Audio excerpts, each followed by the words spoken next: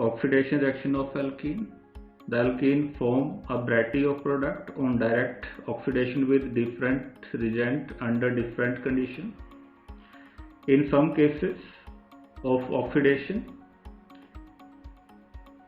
the addition to carbon-carbon ethylenic bond will take place, and in some cases the complete cleavage of carbon-carbon double bond will take place. So here we are going to first take the first category, in which addition to ethylenic carbon-carbon double bond will take place. So it is the oxidation of alkene with dilute alkaline potassium permanganate solution. In this case, alkene are treated with dilute alkaline solution of potassium permanganate, and a hydroxy group is added to each of the doubly bonded carbon atom, resulting in the formation of biphenyl glycol. The reaction takes place in a cis manner and is commonly termed as cis hydroxylation. So let us consider it. In this case, alkene that is treated with potassium permanganate and this cis glycol will get formed. In cis glycol, both the hydroxy group, they are lying on the same side. For example, propylene that is subjected to oxidation with alkaline solution of potassium permanganate and propylene glycol will get formed. In this reaction, the color of the potassium permanganate get decolorized, and so this reaction is used as a test for the presence of ethylenic double bond in the organic molecule, and this test is generally called Bayer test. Mechanism of the oxidation. The reaction is believed to take place through the formation of an intermediate cyclic magnate species which get hydrolyzed to give cis glycol. So this one is the alkene. It is subjected to oxidation with alkaline potassium permanganate. First of all, the cyclic magnate intermediate that will get formed, and finally this intermediate, it is hydrolyzed with water, and this bond can break out and it can lead to the formation of biphenyl glycol, which is the final product. Besides the aqueous potassium permanganate solution, osmium oxide can also be used to bring about the hydroxylation, and this reaction involves cis hydroxylation as similar to the oxidation with potassium permanganate, and it can proceed via the formation of cyclic offmate intermediate, which can finally hydrolyzed with sodium hydrogen sulfide, and biphenyl glycol will get formed. Next is the oxidation with peroxy acid, and it is also called epoxidation. In this case, alkene react with peroxy acid such as peroxyacetic acid and peroxybenzoic acid to form the epoxide, and it is also called oxirane. The epoxide are compound having three-membered ring, one of the atom of which is oxygen. The reaction involved in the formation of epoxide is sometimes referred to epoxidations. So in this case, alkene that is treated with peroxybenzoic acid and this epoxide will get formed along with acetic acid. Beside of this, ethylene can also form an epoxide by heating in air in the presence of silver catalyst. In this case, ethylene is heated in the presence of air at 525 Kelvin in the presence of silver, and ethylene oxide will get formed. The mechanism of the epoxidations. This reaction involves the transfer of an oxygen from peroxy acids to alkene. In this case, this oxygen, it will transfer to the alkenes and it will form a simultaneously bond with two carbon,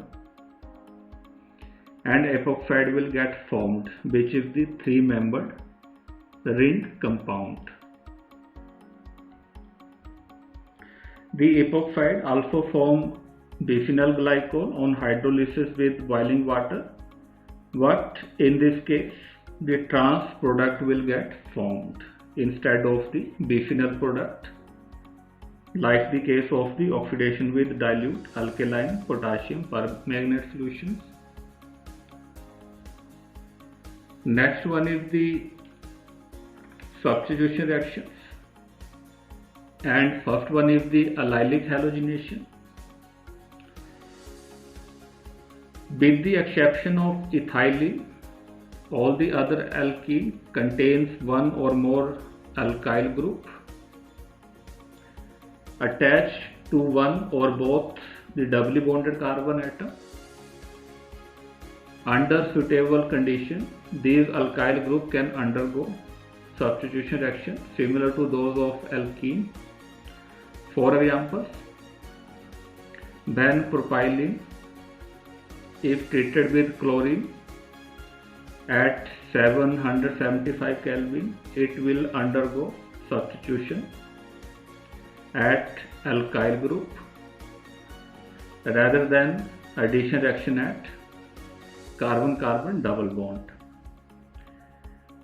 and this allylic chloride will get formed. This type of reaction where substitution takes place at alpha carbon with respect to double bond is preferred to allylic halogenation. The hydrogen attached to this alpha hydrocarbon with respect to double bond is called allylic hydrogen. The next substitution is at vinylic position.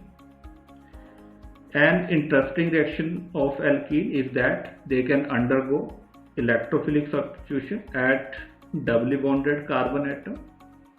For example, when an alkene is treated with acid chloride in the presence of anhydrous aluminum chloride, it gives rise to an alpha beta unsaturated ketones, and this reaction is comparable to Friedel-Crafts acylation of the benzenes. Next is the cleavage reaction. The alkene also undergoes certain reaction in which the double bond is completely broken and the alkene molecule change into smaller fragments. Such reaction is called cleavage reaction. The most important cleavage reaction of alkene is ozonolysis, in which case the cleavage of carbon-carbon double bond will take place on the addition of ozone. So let us consider the reaction. In this case, ozone that is added to alkene, first of all the cyclic ozonide intermediate get formed, and finally this cyclic ozonide, it will decompose with zinc dust and water to get the mixture of aldehyde and ketone. So let us take the example of ozonolysis. In this case, propene, it is subjected to ozonolysis with ozone. First of all, this highly unstable propene ozonide will get formed. Then it will undergo decomposition in the presence of reducing agents such as zinc dust and water, and finally ethanol and methanol will get formed. In this case, if the ozonide is decomposed only with water, then in the reaction hydrogen peroxide will get produced, and which can further oxidize the aldehyde to the corresponding acid. So the role of the zinc in this case is to further stop the oxidation of the aldehyde to the corresponding acids. So let us consider the mechanism of the ozonolysis. It will comprise of two steps. The first one is the addition of the ozone, and it is also called ozonization. In this case, ozone is vigorously react with alkene to form slightly less stable intermediate compound, which is called molozonide, which can further undergo rearrangement to give relatively more stable product, which is called ozonide. The ozonide that is more stable as comparison to the molozonide. So it is the first step. The second step is the ozonolysis. In this case, the ozonide are formed in the above steps, which can subjected to decomposition directly with zinc and water, and in this case these bonds are going to break out and it can yield a mixture of aldehyde and or ketones. Application of ozonolysis. The final product obtained by the ozonolysis of alkene consists of one or more aldehyde and or ketone depending upon the nature of the group attached to the carbon-carbon double bond in case of alkene. So let us take the example of this. If this alkene it is subjected to ozonolysis, this bond is going to break out. First of all, intermediate highly unstable ozonide will get formed. Then this bond is get broken on the decomposition with zinc dust and water, and this part it will give this compound, and this part it will give the second compound. It may be noted that if the carbon forming the double bond carry a hydrogen attached to it, then it would give rise to an aldehyde, and if it can carry only alkyl group attached to carbon-carbon double bond, then it would form ketone only. So let us consider one example in which case 2-methyl-but-2-ene subjected to ozonolysis. In this case, this part will contains only alkyl group, and this part contains one hydrogen and one alkyl group. So first of all, this intermediate ozonide compound will get formed, and on the decomposition with zinc dust and water, this bond is going to break out and this bond is going to break out, and this part will generate ketone, and this part can generate one molecule of aldehyde. So with the help of ozonolysis, we can locate the position of the double bond, and we can also define the initial product, that is the alkenes, with the help of the ozonolysis. There is one simplified procedure for the identification of the product or reactant. It will involve two steps. In step number 1, simply write the structure of the product of the ozonolysis with carbonyl group which are fetching each other. So this one is the 2 product, carbonyl product. Then in step number 2, remove oxygen from carbonyl carbon and connect them by double bond. So simply remove these 2 oxygen which is attached to the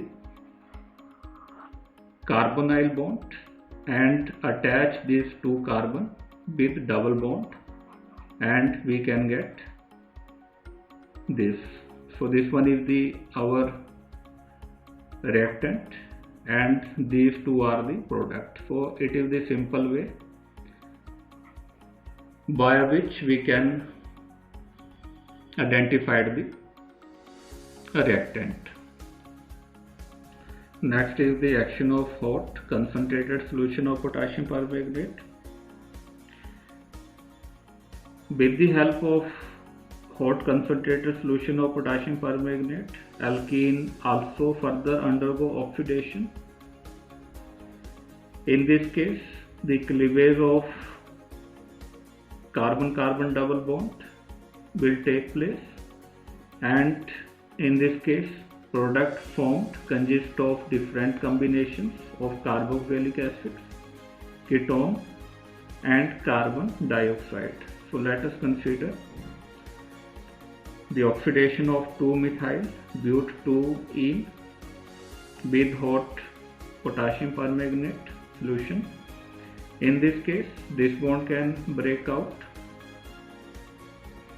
and the mixture of propanone and carboxylic acids will get formed. In this case, carboxylic acid obtained in the form of salt, which is due to the presence of the alkaline medium. The last one is the combustion. Alkene are completely oxidized to carbon dioxide and water when it can want in air or oxygen. For example, ethylene, it can want in the presence of oxygen and carbon dioxide, and water will get formed and it can release a very huge amount of the heat. So it is all about the cleavage reaction of alkenes.